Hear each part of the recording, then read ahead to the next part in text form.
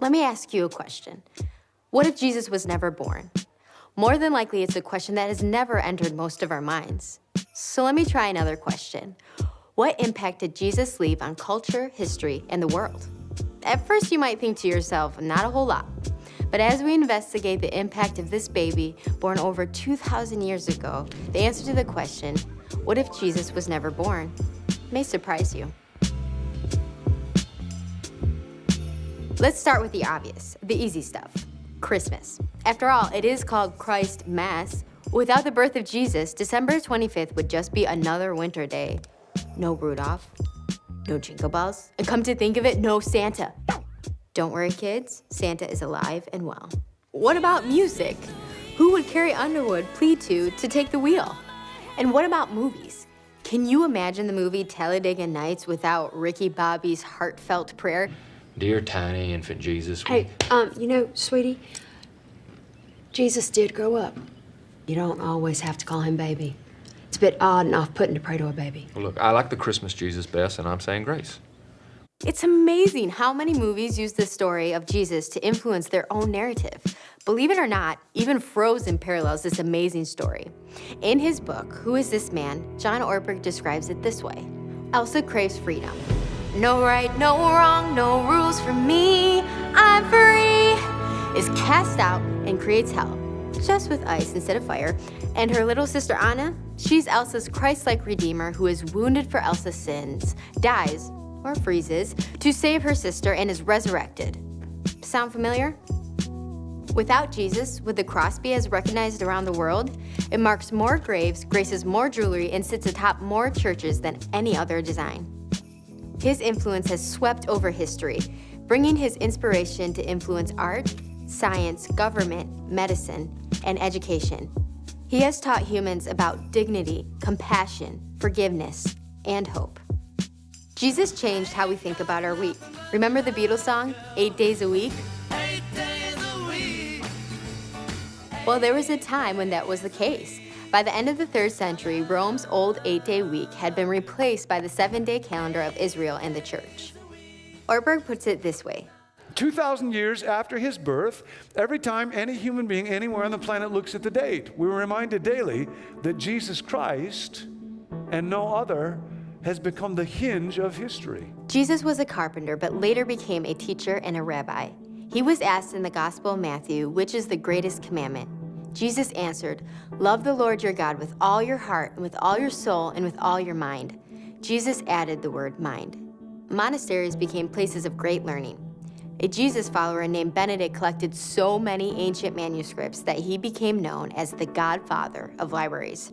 From monasteries came universities.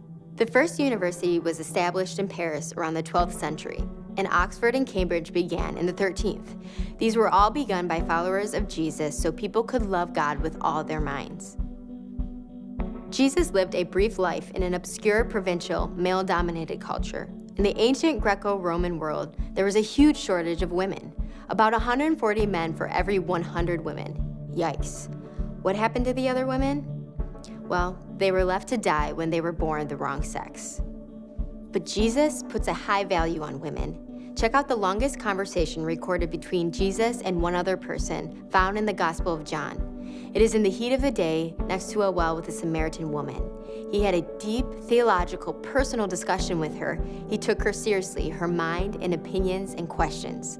Later in chapter 4 it states, just then his disciples returned and were surprised to find him talking with a woman. Jesus was doing something very subversive. Is it possible that ripples went out from that one life that have affected and still speak to women today? Before the life of Jesus, if someone was sick or if a plague was taking over a nation, the hurting and the ill were simply thrown into the streets where they would wait to perish. But there was a community that remembered they followed a man who would touch lepers while they were unclean, who told his disciples to go heal the sick. In the early centuries of the church, leprosy meant isolation and death. A church father named Basil had an idea. What if we build a place to love and care for the lepers? That was the beginning of what would come to be known as hospitals. In the 4th century, the Council of Nicaea decreed that wherever a cathedral existed, there must be a place of caring for the sick and poor. Whenever you see the Red Cross or hear the bells of the Salvation Army, you are experiencing the thumbprint of Jesus. Whenever you say the words World Vision or YMCA or Compassion International, you are speaking, know it or not, of the movement of Jesus. Jesus brought a new way of thinking and living. Before Jesus, greatness was defined as power, riches, and the conquering of lands. Jesus defined greatness by humbling himself to wash his disciples' feet.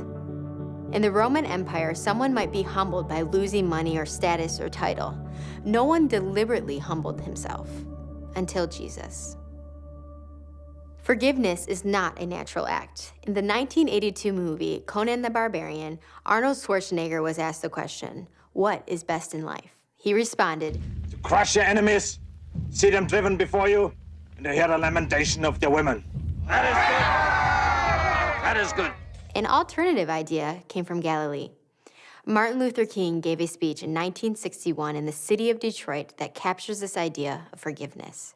And when you rise to love on this level, you begin to love men not because they are likable, but because God loves them. You look at every man and you love him because you know God loves him, and he might be the worst person you've ever seen. And this is what Jesus means, I think, in this very passage when he says, love your enemy. And it's significant that he does not say, like your enemy. Like is a sentimental something, an affectionate something. There are a lot of people that I find it difficult to like. I don't like what they do to me. I don't like what they say about me and other people. I don't like their attitudes. I don't like some of the things they're doing. I don't like them. But Jesus says, love them. And love is greater than like. Love is understanding, redemptive goodwill for all men, so that you love everybody because God loves them. Before Jesus, was there a movement that actively sought to include every single human being, regardless of nationality, ethnicity, status, or gender? Was there an intention to pursue people, no matter their moral background, education, or income?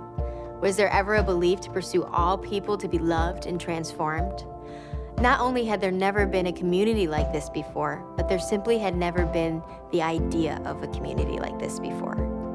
It was Jesus' idea. When Jesus was born, it was heaven invading earth.